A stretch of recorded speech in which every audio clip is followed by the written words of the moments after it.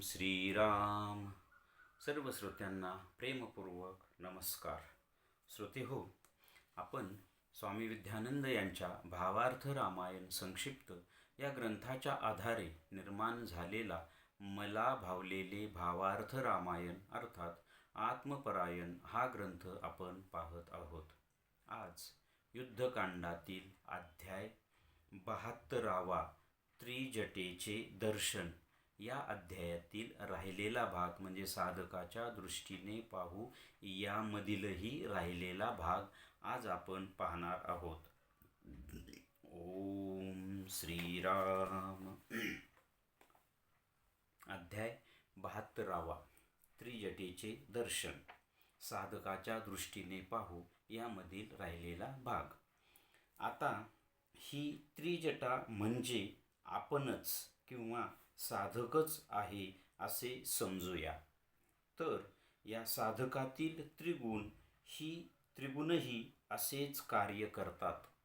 जेव्हा साधकातील तमोगुण प्रधान असतो तेव्हा साधकातील रावणरूपी अहंकार साधक जीवनात हैदोस घालतो, नंगानाच करतो व संपूर्ण साधक जीवनच उद्ध्वस्त करण्याचा प्रयत्न करतो. परंतु अशाही वेळी सुद्धा साधक अध्यात्म जीवनात टिकून राहतो, कारण त्याच्यावर त्याच्या सद्गुरूंची दृष्टी सतत नजर ठेवून असते. अशाही बिकट प्रसंगातून तो सावरला जातो व त्याचा साधना प्रवास पुढे चालू राहतो. आता साधकातील रजोगुण जेव्हा प्रधान असतो तेव्हा साधक आपल्या साधनेत तर असतो, परंतु त्याला मोहवणाऱ्या, भुरळ घालणाऱ्या सत्ता, संपत्ती, पद, प्रतिष्ठा व विशेष करून आध्यात्मिक मोठेपण यासारखी प्रलोभने व मोहक परंतु मारक अशा विकार व वासनांचे अरण्यच जणू त्याच्या समोर येते व हे अरण्य सर्वात जास्त धोकादायक असते, कारण इथे तमोगुणासारखे वेदना, पीडा, क्लेश, मनस्ताप इत्यादी इत्यादी नसते, तर इथे थोडेसे सुखावह परंतु प्रचंड गुंतवणूक करणारे असते, म्हणून हे धोकादायक असते. आता साधक जेव्हा सत्वगुण प्रधान असतो तेव्हा मात्र साधक अध्यात्म प्रांगणातील दिव्य असे अनुभव घेत असतो. तो इथे नाद प्रकाशादी उंच उंच शिखरावर उड्या घेत असतो. मात्र तो या तीनही गुणातून जेव्हा सुटतो व पुढे शुद्ध सत्वगुणात शिरतो तेव्हा त्याच्यावर त्याच्या सद्गुरूंची कृपा होते व मग तो या भावावस्थेत व शून्यावस्थेत शिरतो. तेव्हा तो मागील सर्व परिहार विसरून भावमग्न होतो व शून्यावस्थेमध्ये शिरतो.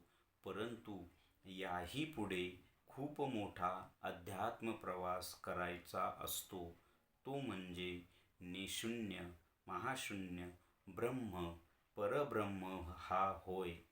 तर अशी ही साधकरूपी त्रिजटा आत्मस्वरूप सद्गुरूंशी एकरूप होते व आपल्या सायुज्यपदाकडे आरोहित होते. आता आपण या भागाचं थोडक्यात सार पाहण्याचा प्रयत्न करूया. आपण मागच्या भागात या अध्यायातील मागच्या भागात पाहिलं की श्रीराम अयोध्येस निघालेत. त्यांना त्रिजटेची आठवण होते.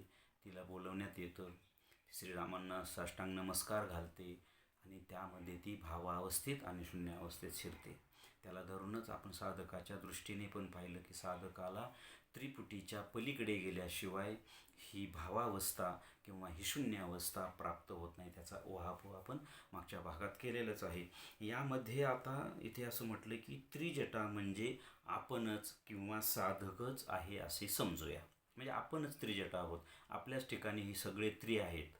आपण मागच्या भागात पाहिलं त्रि म्हणजे काय, म्हणजे स्थूल सूक्ष्म कारण, दृश्य द्रष्टा दर्शन, ज्ञान ज्ञाता ज्ञेय, परत सत्व रज तम, जागृती स्वप्न या सगळ्या ज्या त्रिमध्ये येतात त्या सगळ्या गोष्टी म्हणजे त्रिजटात. आणि या सगळ्या गोष्टी आपल्याजवळ आहोत आणि आपण याच्यामध्येच जीवन जगतो, या त्रिमध्येच आपण जीवन जगतो. याच्या पलीकडे जायचा आपण प्रयत्न करत नाही. आणि प्रयत्न जरी केला तरी पलीकडे जाणे एवढं सहज सोपं नाही. त्याला खूप मोठी प्रचंड साधना, तळमळ, अरविंदांच्या भाषेत ॲस्पिरेशन, रिजेक्शन अँड सरेंडर, म्हणजे प्रचंड तळमळ, वाटेत आडव्या येणाऱ्या गोष्टींचा त्याग आणि संपूर्ण सरेंडर, संपूर्ण समर्पण, त्यानंतर सद्गुरूंची कृपा आणि मग या पुढच्या भावावस्था, शून्यावस्था वगैरे वगैरे ह्या सुरू होतात. तर आपणच ती त्रिजटा आहोत.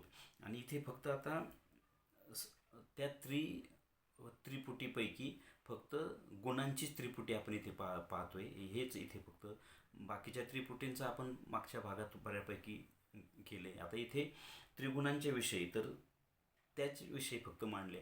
अर्थात या सगळ्या गोष्टींचं मांडणे आपण करू शकतो. म्हणजे तीन देहांची, म्हणजे स्थूल देह कसा असतो, तो कसं करतो, कसं जीवन जगवतो, आपल्याला कशा कर्मात, कशा पापकर्मात ढकलतो वगैरे वगैरे. सूक्ष्म प्रत्येक त्रिपुटींचं जर व्यवस्थित आपण निरीक्षण अभ्यास केला तर आपल्या लक्षात येईल की या त्रिपुटीच्या पलीकडे गेल्याशिवाय पर्याय नाही. इथे फक्त गुणांची त्रिपुटी पाहण्यात आलेली आहे, तर आपण ती पाहूया. तर त्रिगुण असे आपल्या ठिकाणचे त्रिगुण हे असेच कार्य करतात. कसं, जेव्हा साधकाचा तमोगुण प्रधान असतो. तर इथे प्रधान शब्द वापरलेला आहे.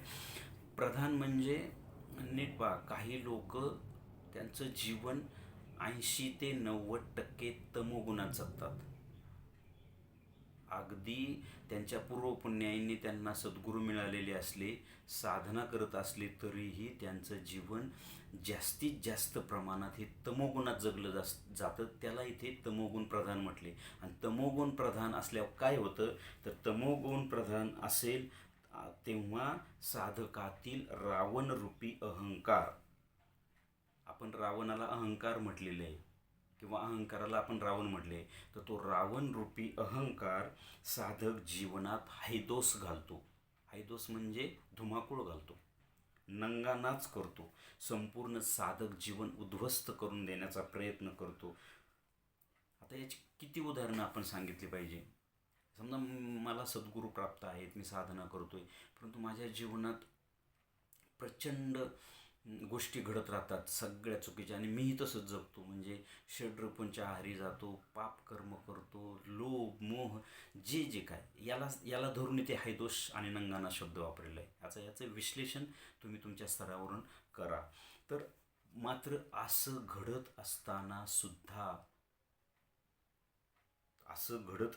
सुद्धा साधक अध्यात्म जीवनात टिकून असतो, कारण त्याच्यावर त्याच्या सद्गुरूंची दृष्टी सतत नजर ठेवून असते. इथे दोन शब्द वापरले, दृष्टी आणि नजर. दृष्टी वेगळी, नजर वेगळी. दृष्टी म्हणजे सद्गुरूंची जी दृष्टी असते ती साधकाला दिसत नाही, आणि त्याची सद्गुरूंची नजरही साधकाला दिसत नाही. दृष्टी म्हणजे सद्गुरू आपल्या हृदयातून आपल्या ठिकाणी कार्य करतात आणि हृदयात राहून तो साधक कसं जीवन जगतो हे त्या नजरेने सतत निहाळत असतात आणि दृष्टीतून त्याच्यावर प्रक्षेपण करत असतात. त्यामुळे तो अशाही परिस्थितीमध्ये, अशाही बिकट प्रसंगातून तो सावरला जातो. का, तर सद्गुरू हृदयात असतात आणि त्यांची दृष्टी त्याच्यावर प्रक्षेपण करत असते. ही नीट अभ्यासण्यासारखी गोष्ट आहे.